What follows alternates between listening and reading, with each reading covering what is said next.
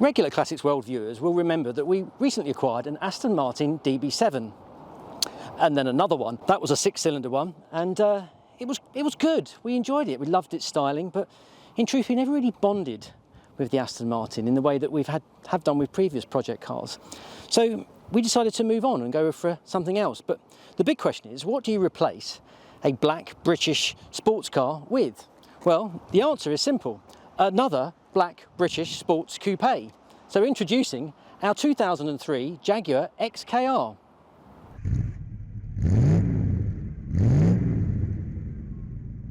Our friends at Lancaster Insurance are running monthly giveaways. You can win all sorts, from experience days to tools, restaurant vouchers and tech. So click the link below at the end of the video to enter their latest competition.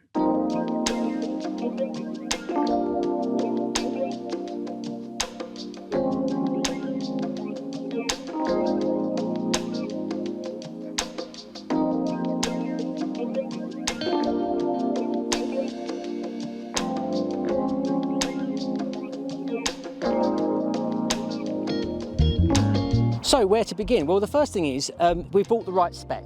2003 onwards was when they made all the changes. 6-speed automatic gearbox replacing the 5-speed, 4.2 instead of 4 litre, metal water impellers for the water pump and the timing chain tensioners, so all of those V8 issues from the earlier cars are gone. I love the spec of this. It's got the split rim BBS alloys, which I think look the business. They first appeared in the XKR 100 limited edition from a couple of years earlier. This has got the xenon headlights, which I think look the part as well. They were available from the 03 model year. I think it looks great in black. This one needs a good detailing actually. It's got a few little issues with the bodywork, but quite minor and quite easily sort of treatable. A little bit of breakthrough there, which I hope we can sort of treat. And it's just starting to go here on the seam between that sort of lower bumper edge there and the wheel arch. A notorious thing here, the electric aerials jam and seize, which is annoying, but easily enough fixed. Note the colour keyed number plate finisher and the chrome here, that's all sort of signs of the 2003. It looks really clean and really standard, so really quite happy with that. But let's go and have a look inside.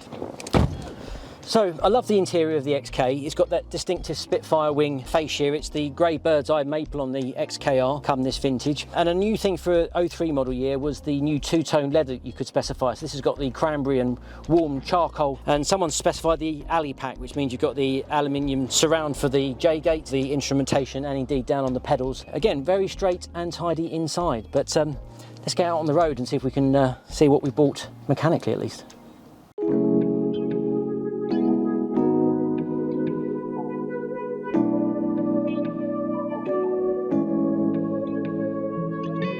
Welcome to our 2003 Jaguar XKR.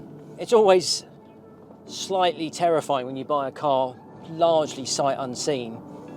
We saw this car for sale at WB & Sons up in Newcastle. I fell in love with it. I love the spec of this car, the car I would have chosen if I was in the position to buy a brand new XKR back in the day. I was the editor of Jaguar World magazine for about 5 years, so I had a real soft spot for these cars. They were in production at the time, so this was the car I remember most fondly, and I did loads of trips in XK8s and XKRs. I have so many fond memories of lots of long drives in them, and it's those long drives that cars like this really excel, because although they're really effortless to drive on sort of short rides around country lanes or even around town, it's when you can stretch their legs that they really excel. They're so refined, so effortlessly powerful. It's just amazing. And then this being the supercharged 4.2 V8 with 400 horsepower, you can also do this.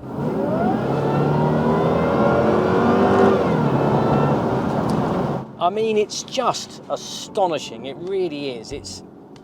I love it. You could never get tired of that supercharger whine. It's just glorious. So what's this one like to drive? Well, touch wood, so far so good. It sounds great, it's driving well, it's accelerating, it's pulling beautifully. One thing I noticed when it's cold, it's sort of surging a bit, a little bit like, almost like hunting, at sort of very low RPM, 40-ish miles an hour. And I've spoken to a specialist about this, and he reckons it might be something to do with the torque converter, which most of the time can be ironed out with an engine remap as an upgrade that can rectify that. But if it's not that, it will need a new torque converter. So there is that. The brakes don't feel brilliant, if I'm honest. They're a little bit soft, which makes me wonder whether the brake fluid's a bit old, but also they're pulling to the left slightly, so I wonder if discs and pads might need some attention. Brakes were never great on an X100, but these ones feel particularly feeble, and considering it's got the bigger discs and the R Sport calipers, I would have expected better. And then there's just some occasional clonking noises, which suggest to me that that's suspension issues. I can hear a clonking noise at the back. Such is the way with these cars, is that they do eat bushes. It could be steering rack bushes, it could be ball joints. We won't know until we get the car up on a ramp. I've got it booked in for a service in about 3 weeks' time. The sat-nav doesn't work. It's an old DVD-based system anyway, so I've got an option of either buying a replacement DVD for it. My inclination is probably to see if there's actually a better retrofit option, because I know you can get systems that actually effectively create Apple CarPlay, but using the same dash architecture. So they replace the screen. We did lend it to a colleague when we first bought it, and he's proceeded to lose the keys. Other little glitches I've noticed, well, the screen wash doesn't work. Topped up the fluid and it didn't need much, so it's run out of fluid. Fuse has gone, or the motor itself has gone, but that's not working. It's got electric headrests, and they don't work. But yeah, other than that, it's all good. Yeah, really pleased. This is half the price of the Aston Martin DB7, and there's no way it's half as good. One could argue that it's actually better. And now I'm going to turn the air conditioning on and enjoy the drive.